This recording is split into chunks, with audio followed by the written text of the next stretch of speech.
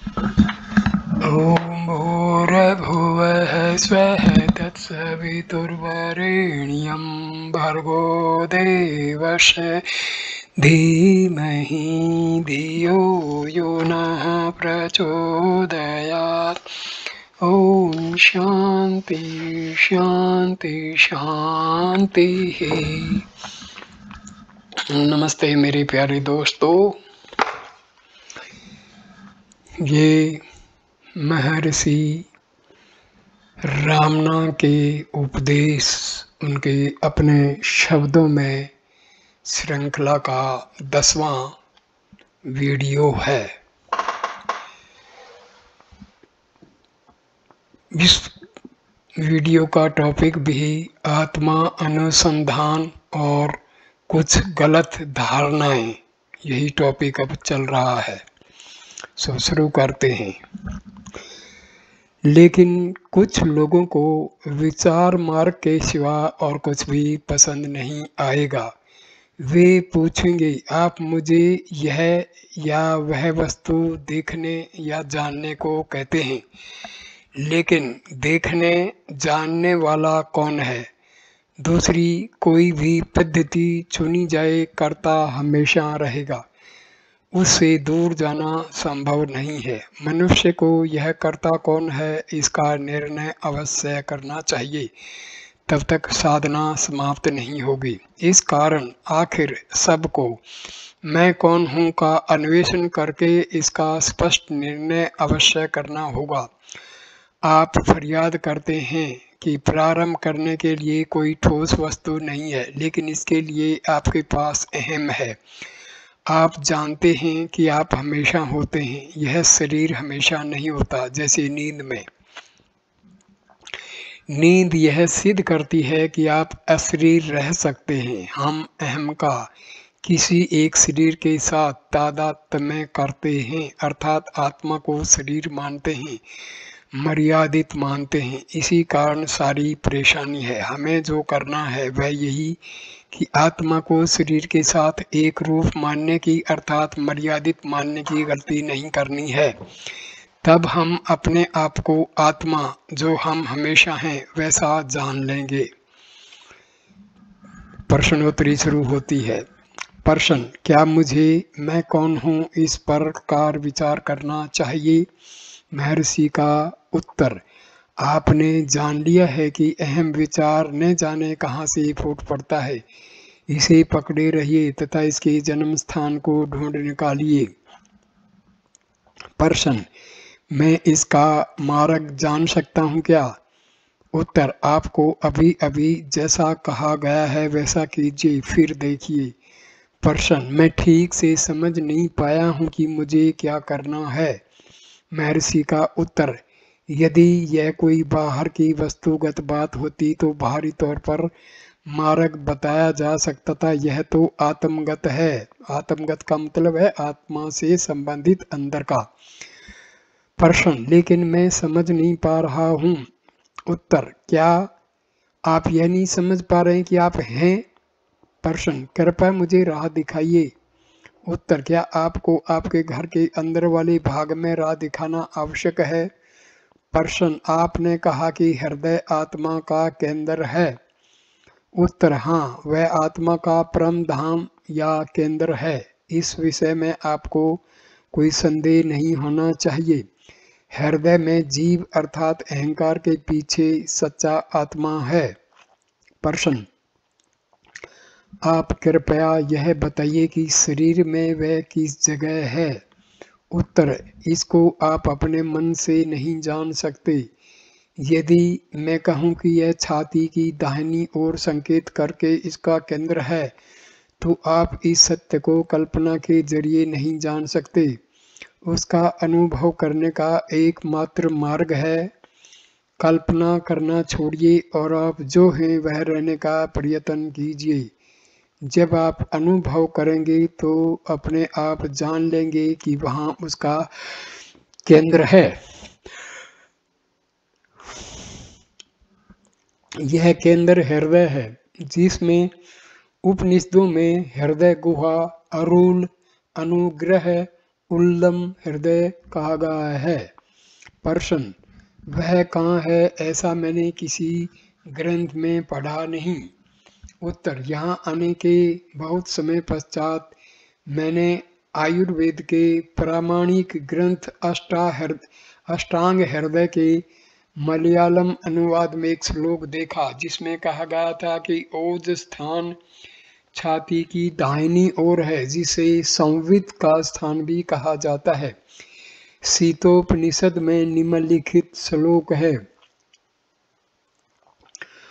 उपरि जठर देशयापि वक्षांतरे च वपुषि विविध वर्णम षट कमस्त कानाम कुवलकलिकाभम दक्षिणांशे निविष्टम भवति हृदय मंत्र मध्यतो दवेंगुलान्ते भवति वदनमसे त्वाव्यर्तम तत्र मध्ये वियति निबिडमास्ते ज्ञान रूपम तमिस्त्रम इहि सकलडी संगयो वासनाश्च भवति सदनमेत प्राण चेदो द्युतिनाम।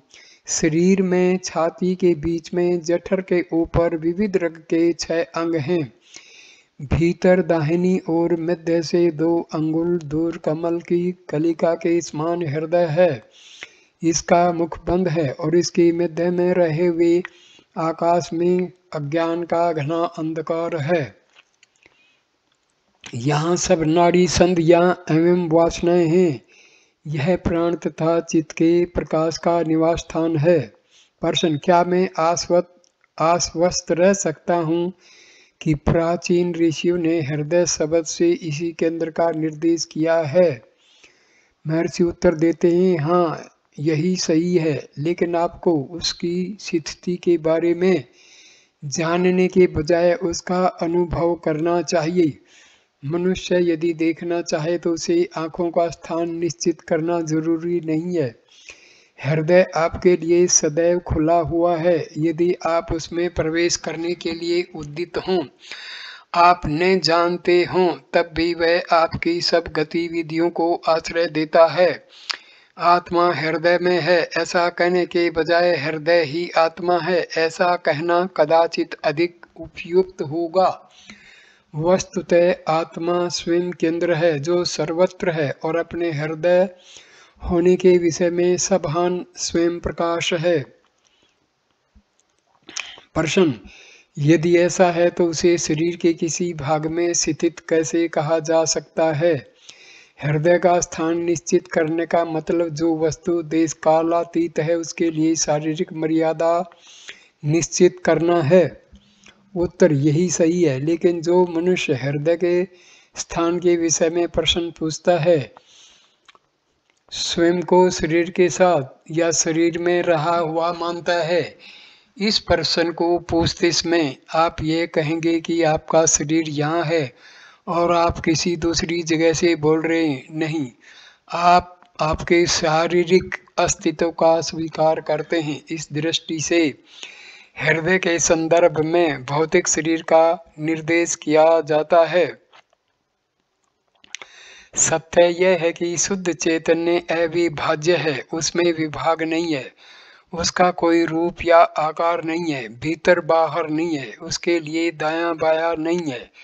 शुद्ध चैतन्य जो कि हृदय है सबको अपने भीतर समाविष्ट किए हुए है और कुछ भी उसके बाहर या उससे भिन्न नहीं है। यह अंतिम सत्य है।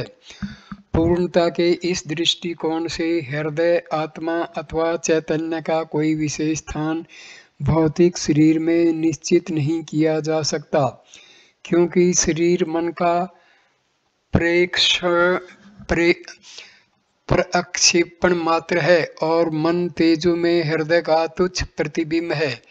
सबका समावेश जिसमें होता है वह हृदय भौतिक शरीर के छोटे से स्थान में कैसे समाविष्ट हो सकता है, जो स्वयं एकमात्र सत्य के दृश्य रूप में व्यक्त हुए स्वरूप का स्वल्पमत अंश है।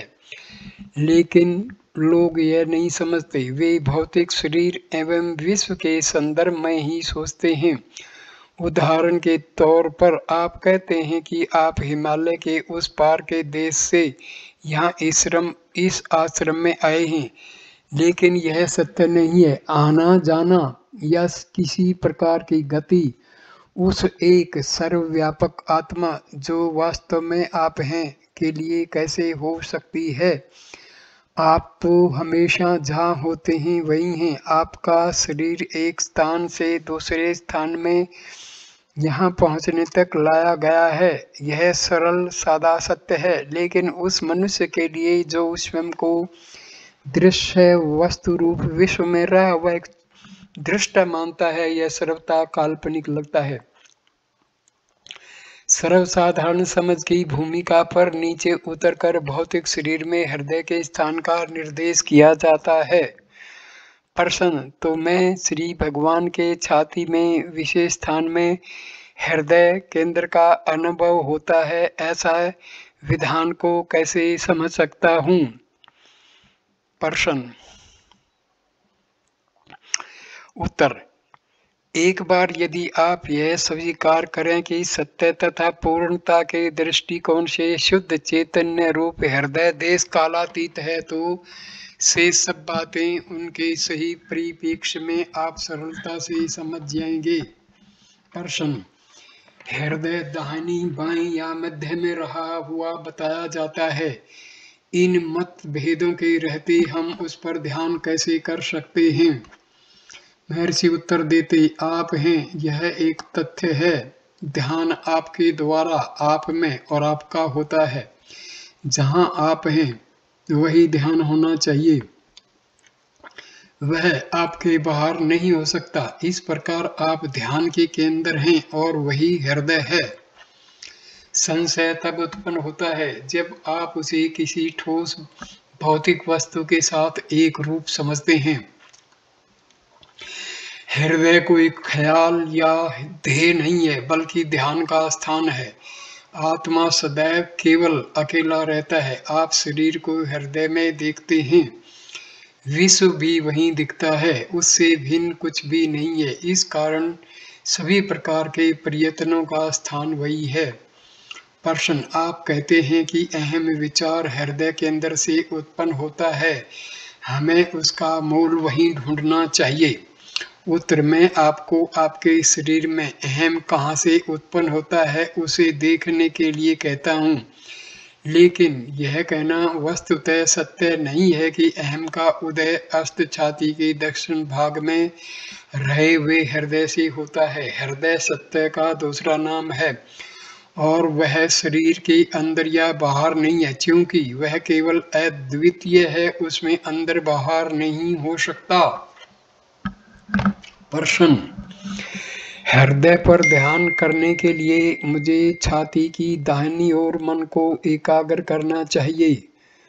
उत्तर: हृदय भौतिक नहीं है, दाहिनी या बाईं ओर हृदय ध्यान नहीं करना चाहिए, ध्यान आत्मा पर करना चाहिए। सब जानते हैं मैं हूँ, यह मैं कौन है? वह अंदर बाहर या दाहिने बाएं नहीं है, मैं हूँ, बस यही पूर्ण है। दाहिने बाएं का ख्याल छोड़िए, ये तो शरीर के संदर्भ में कहे जाते हैं। हृदय आत्मा है, उसका अनुभव कीजिए और आप स्वयं सब समझ जाएंगे। हृदय क्या है, कहाँ है, यह जानना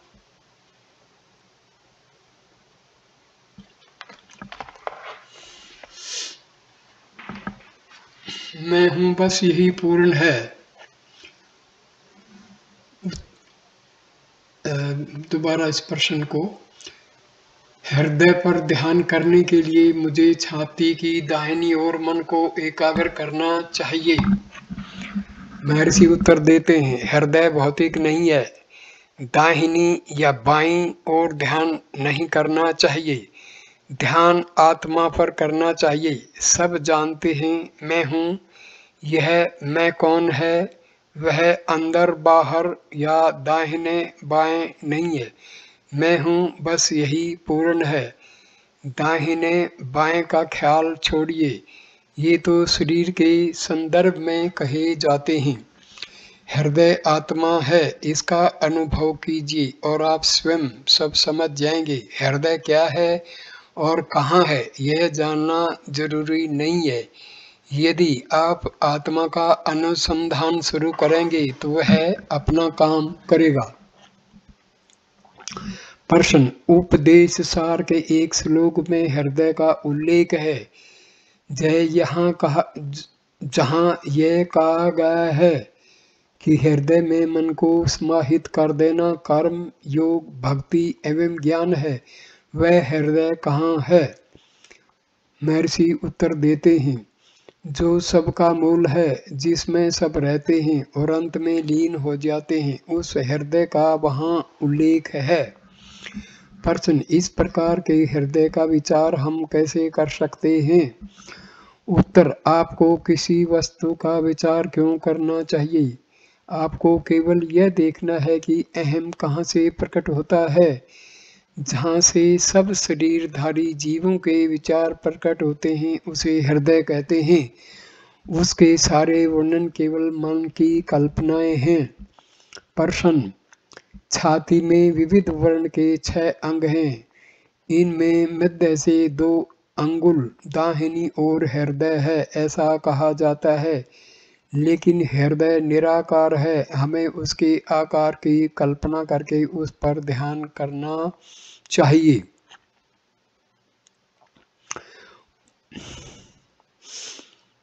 उत्तर देते हैं महर्षि, नहीं, केवल मैं कौन हूँ की तलाश आवश्यक है।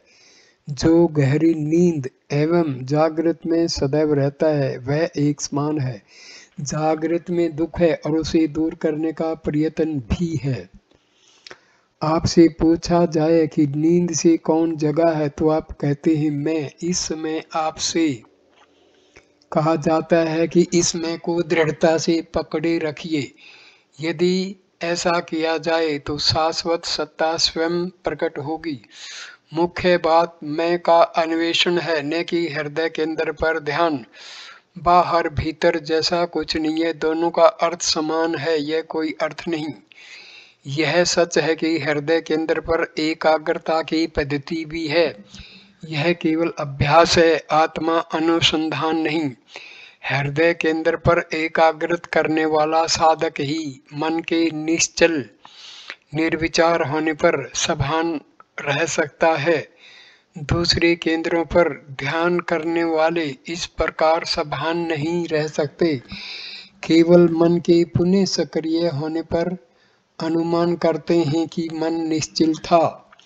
शरीर के किसी भी भाग में आत्मा के निवास को मानकर ध्यान करने वाले को उस विचार की शक्ति से जैसे आत्मा वहीं रहता हो ऐसा मालूम होगा।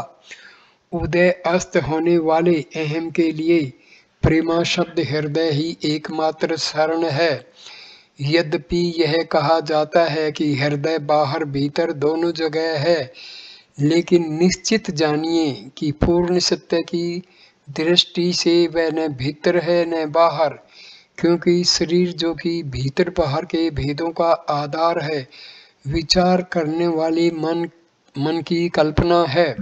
हृदय अथवा मूल स्थान सब का आदि, मध्य एवं अंत है। परम व्योम रूप हृदय कभी भी कोई रूप नहीं है, वह सत्य का अपरिमेय प्रकाश है।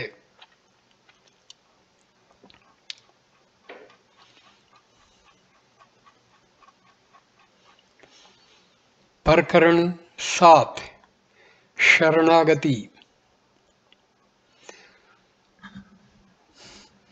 दुनिया की अधिकतर धार्मिक परंपराओं में ईश्वर के प्रति आत्म समर्पण को जीव भाव से परे होने का साधन माना गया है।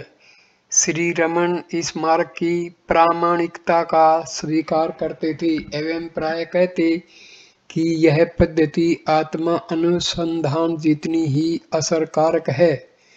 परंपरागत रूप से शरणागति का मार्ग द्वैत मूलक भक्ति मार्ग की साधनाओं से संबंध है, लेकिन श्री रमन के लिए ऐसी साधनाएं मूल्य की दृष्टि से गौण थी।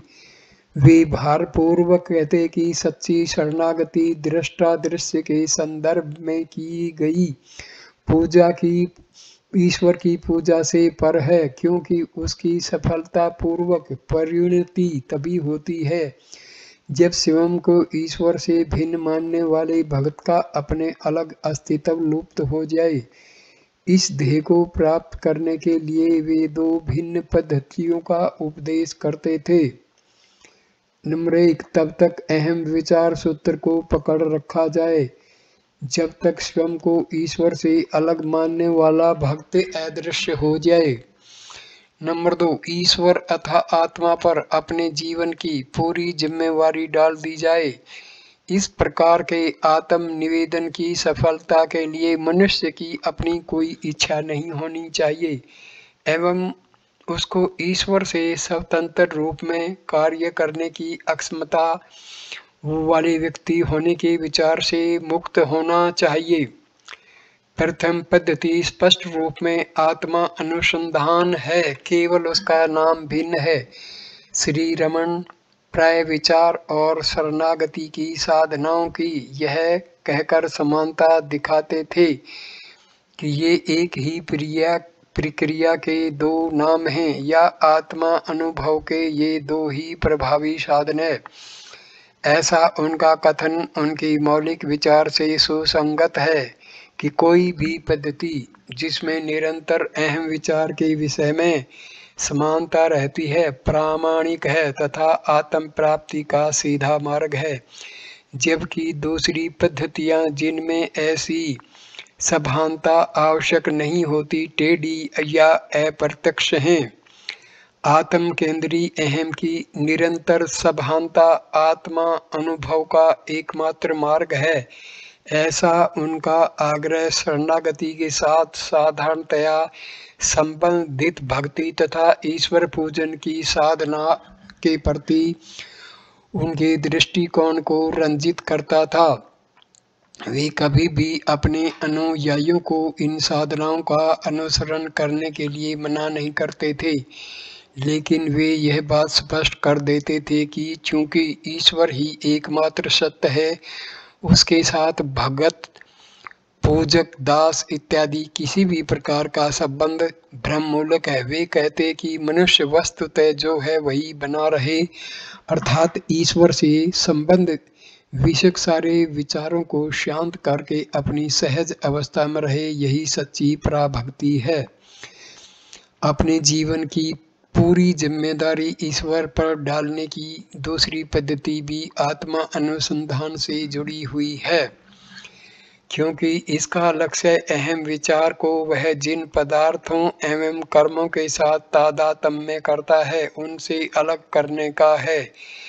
इस साधना मार्ग का अनुसरण करते समय यह विचार निरंतर बना रहना चाहिए कि इच्छा रखने वाला या कर्म करने वाला कोई व्यक्ति नहीं है, केवल आत्मा का अस्तित्व है और आत्मा से अलग स्वतंत्र रूप से कर्म करने की सामर्थ्य रखने वाला कोई नहीं है।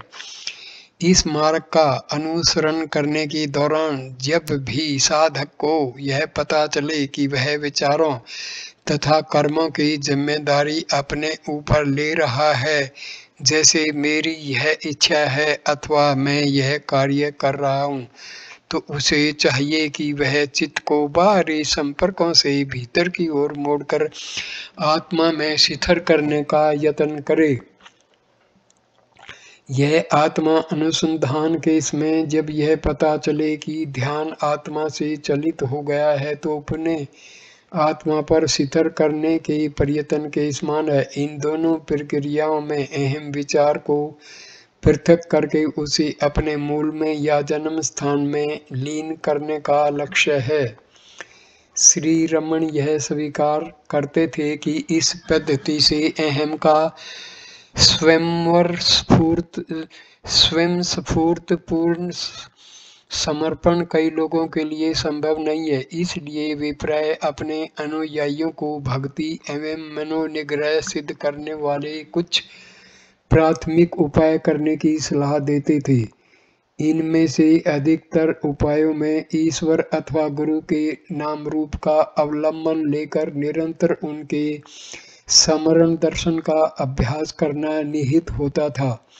वे अपने भक्तों को कहते कि यदि ऐसा नियमित रूप से प्रेम तथा श्रद्धा के साथ किया जाए तो चित्त अनायास ही ध्येय में तन्मय होगा। एक बार इतना सिद्ध हो जाए तो पूर्ण समर्पण सरल हो जाता है। ईश्वर का निरंतर स्मरण चित्त को अन्य पदार्थों के साथ तन्मय होने से रोककर केवल ईश्वर का ही वास्तविक अस्तित्व है, इस निश्चय को दृढ़ बना देता है। इसके प्रत्युत्तर रूप में ईश्वर या आत्मा की ओर से अनुग्रह शक्ति का प्रवाह बहना शुरू होता है, जो अहंकार की पकड़ को शिथिल बना देता है और वासनाओं को अक्षीण करता है। ये वासनाएं ही अहंकार के अस्तित्व को बल देकर उसे सातत्य प्रदान करती हैं। कर्मशः अहंकार नियंत्रण अक्षम मात्रा तथा अक्षीण हो जाता है एवं आत्मनिष्ठ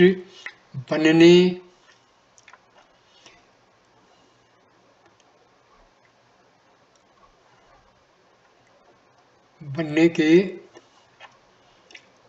थोड़े से प्रयास से हृदय में लीन होने की आदत बन जाती है।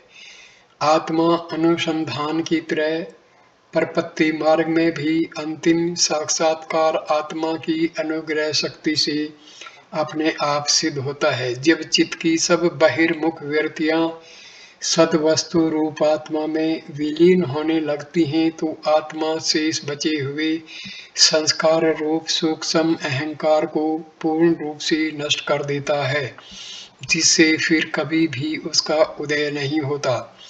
अहंकार का यह अंतिम विसर्जन तभी होता है जब आत्म समर्पण सर्वथा निरपेक्ष हो।